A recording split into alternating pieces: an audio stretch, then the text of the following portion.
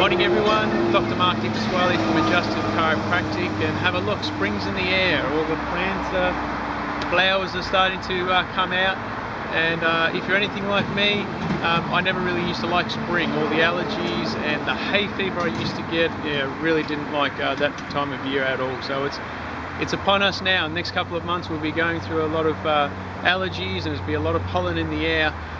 So it did push me a while ago to do a lot of research to find out how to help as many people as we possibly could help over this time period. The results are fantastic. Let's go inside to do some work and do some research. So here we are inside the research lab, you can so call it. Well, if you've got allergies, there are some things that we can actually do to possibly help those. A couple of things that I've been doing over the last few years is really researching why these allergies actually occur, and a couple of really key things come up. And one of the things that I've actually discovered is there is a substance called Pycnogenol, which is very, very good for allergies. I'm going to go over a couple of research articles and we're just going to go through that, but also guess what, as we get to the pollen season, you know what a great combination is? Pycnogenol and vitamin C. Don't underestimate the power of vitamin C as a great antioxidant and alleviator of a lot of the acute symptoms of allergies as well. So we actually package these together, and it's backed by a lot of research, and it really, we'll go through a couple of those now. Not necessarily my favourites, there's a few of the latest coming up to this time of the season.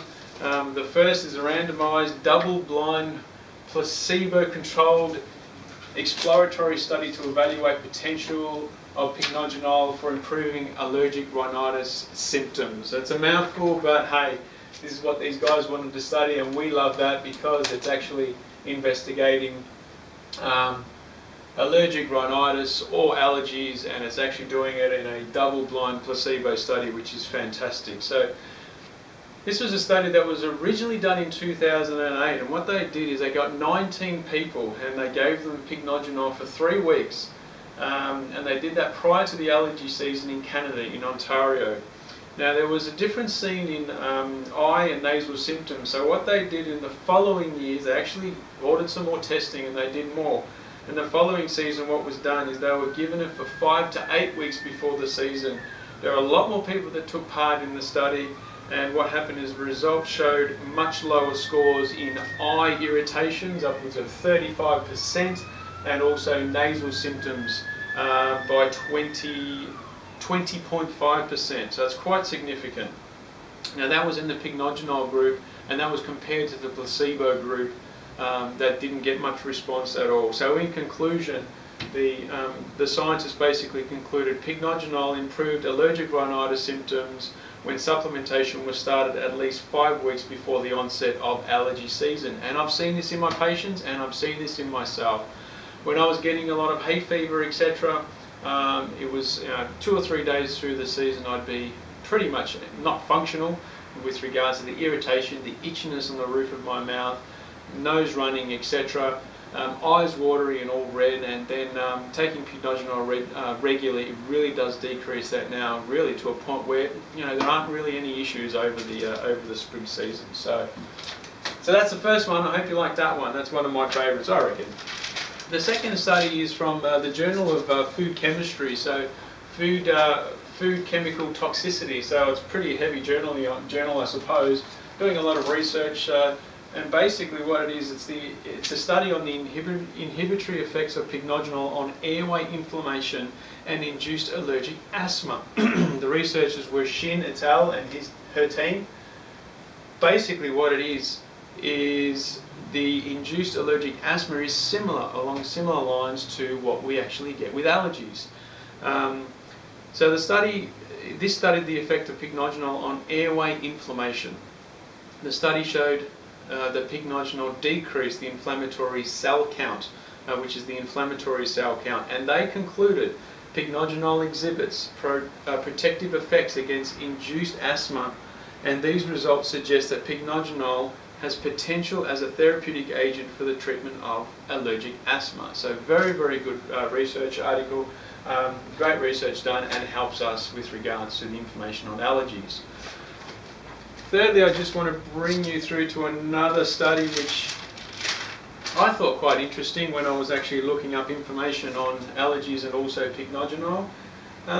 Basically, this study is about pycnogenol and how it augments macrophage phagocytosis and cytokine secretion. So, what macrophage are? They're the little, I suppose you can call them little scavengers. They're little cells which go around our body and get rid of waste material. They basically gobble it up. They play an important role in our body's defense mechanisms. And what they do is they gobble up foreign invaders. We previously reported that pycnogenol is a potent free radical scavenger, and also these results in this paper suggest that pycnogenol enhances this macrophage function in the body, so it actually increases the ability of these scavengers to go around and gobble up all the foreign invaders in the body, and allowing them to travel around the body, gobbling up these nasties that cause disease in our body. And this is an article that pretty much shows us the increases in that function as well. Now, there are a few studies on pycnogenol. I just wanted to show you just a little bit. It's an interesting study on vitamin C. So, don't underestimate this. This is actually a study that was actually done in Seoul, in Korea. And what it did is it actually looked at the antioxidant capacity of vitamin C, and also that in allergic rhinitis or allergies. And it did it in children. Now, the investigator included 4,554 children between the ages of 6 and 12. That's a huge number of kids taking part in the study. They were measured against the International Study of Asthma and Allergies in Children. And the conclusion was the group of children with increase in vitamin C in their system, the group of children that consumed more vitamin C had fewer allergic reactions, fewer allergic rhinitis symptoms. These findings suggest that nutrient intake, especially that of vitamin C, influence allergic rhinitis. So in essence, these are a few articles that I always look at, and my colleagues are looking at as well with regards to helping our patients and helping the community in areas of allergies. So remember, if you've got allergies, there are things that can be done, especially as the spring season's coming up.